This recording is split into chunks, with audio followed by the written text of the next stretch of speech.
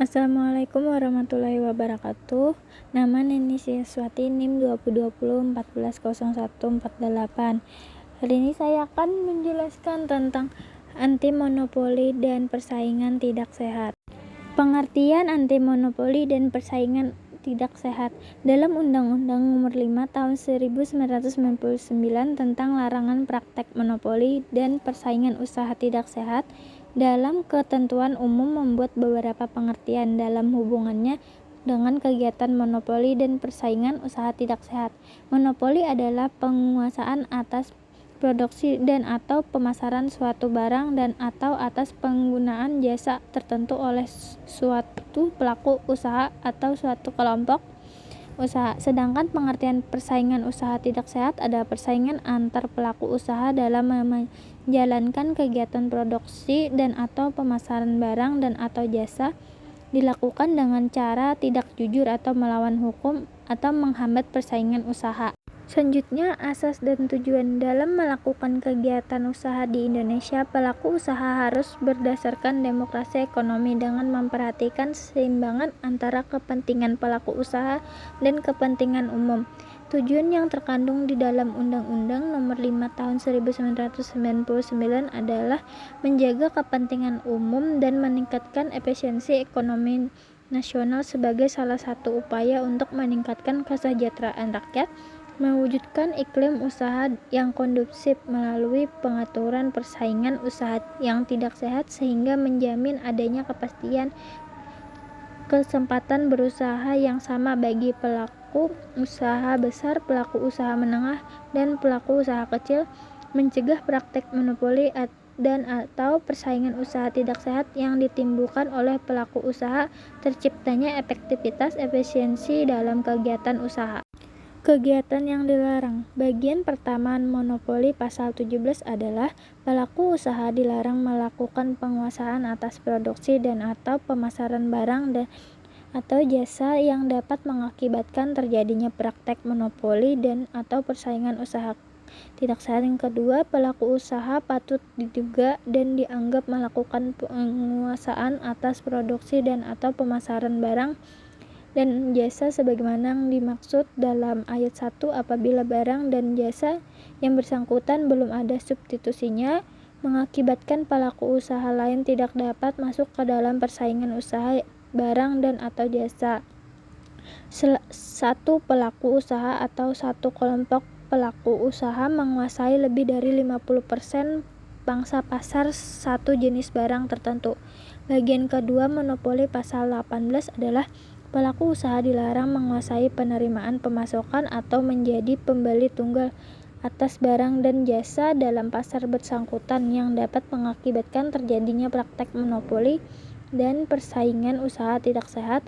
Yang kedua, pelaku usaha patut diduga atau dianggap menguasai penerimaan pasokan atau menjadi pembeli tunggal sebagaimana yang dimaksud dalam ayat 1 apabila satu pelaku usaha atau satu kelompok pelaku usaha menguasai lebih dari 50% pangsa pasar satu jenis barang atau jasa tertentu. Bagian ketiga penguasaan pasar adalah pasal 19. Pelaku usaha dilarang melakukan satu atau beberapa kegiatan baik sendiri maupun bersama pelaku usaha lain yang dapat mengakibatkan terjadinya praktek monopoli dan persaingan usaha tidak sehat. Dan pasal 21 pelaku usaha dilarang melakukan kecurangan dalam menetapkan biaya produksi dan biaya lainnya yang menjadi bagian dari komponen harga barang dan jasa yang dapat mengakibatkan terjadinya persaingan usaha tidak sehat. Bagian keempat, persengkokolan.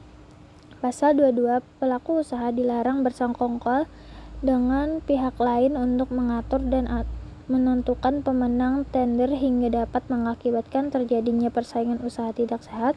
Pasal 23 pelaku usaha dilarang bersengkokol dengan pihak lain untuk mendapatkan informasi kegiatan usaha pesaingnya yang diklasifikasikan sebagai rahasia usaha sehingga dapat mengakibatkan terjadinya persaingan usaha tidak sehat. Bagian kelima, posisi dominan. Pasal 25 pelaku usaha dilarang menggunakan posisi dominan baik secara langsung maupun tidak langsung untuk menetapkan syarat-syarat perdagangan dengan tujuan mencegah atau menghalangi konsumen memperoleh barang dan jasa yang bersaing baik dari segi harga maupun kualitas, membatasi pasar dan pengembangan teknologi, dan menghambat pelaku usaha lain berpotensi menjadi pesaing untuk memasuki pasar yang bersangkutan.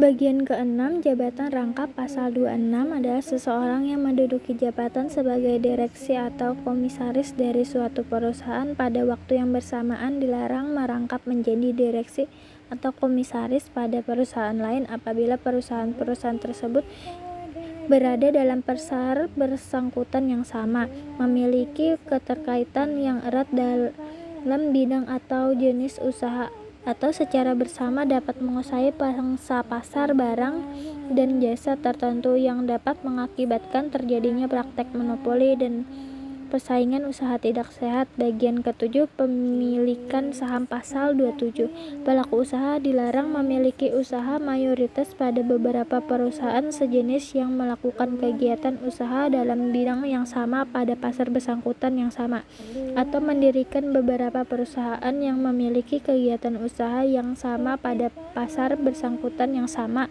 apabila kepemilikan tersebut mengakibatkan suatu pelaku usaha atau suatu kelompok pelaku usaha menguasai lebih dari 50% pangsa pasar satu jenis barang atau jasa tertentu.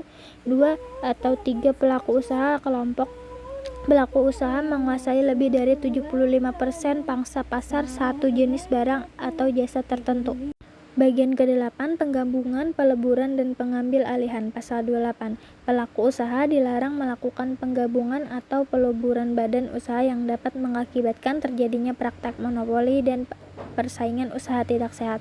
Ketentuan lebih lanjut mengenai penggabungan atau peleburan badan usaha yang dilarang sebagaimana dimaksud dalam ayat 1 dan ketentuan mengenai pengambil alihan saham perusahaan sebagaimana dimaksud dalam ayat 2 pasal ini diatur dalam peraturan pemerintah. Pasal 29, penggabungan atau peleburan badan usaha atau pengambil alihan saham sebagaimana dimaksud dalam pasal 28 yang berakibat nilai aset dan atau nilai penjualannya melebihi jumlah tertentu, wajib diberitahukan kepada komisi selambat-lambatnya 30 hari sejak tanggal penggabungan, peleburan atau pengambil alihan tersebut.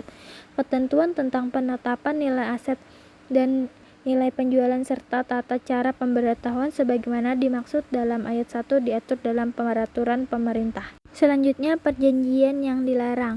Yang pertama ada oligopoli. Oligopoli adalah keadaan pasar dengan produsen dan pembeli barang hanya berjumlah sedikit sehingga mereka atau seseorang dari mereka dapat mempengaruhi harga pasar. Yang kedua, pendapatan harga. Dalam rangka penetralisasi pasar, pelaku usaha dilarang membuat perjanjian, antara lain perjanjian dengan pelaku usaha pesaingnya untuk menetapkan harga atas barang dan jasa yang harus dibayar oleh konsumen atau pelanggan pada pasar yang bersangkutan yang sama. Perjanjian dengan pelaku usaha pesaingnya untuk menetapkan harga di bawah harga pasar. Perjanjian dengan pelaku usaha lain yang memuat persyaratan bahwa penerima barang atau jasa tidak menjual atau memasok kembali barang atau jasa yang diterimanya dengan harga lebih rendah daripada harga yang telah dijanjikan. Yang ketiga, pembagian wilayah.